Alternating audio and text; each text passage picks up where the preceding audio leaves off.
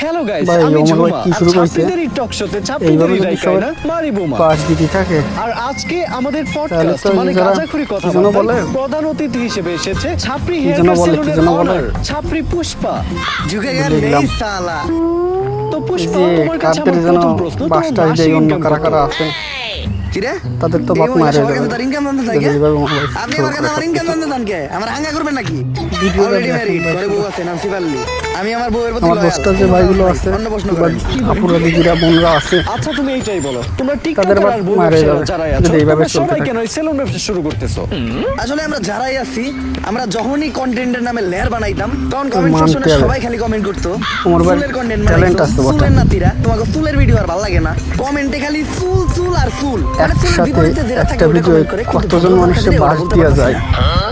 তো ওইখান থেকে মোবাইলের কাছ থেকে শিখতে হবে টিকটকাররা আর কাপল ব্লগাররা সেলুন দেওয়ার চিন্তা ভাবনা করি চিন্তা করি আগে তাছাড়া video মোবাইল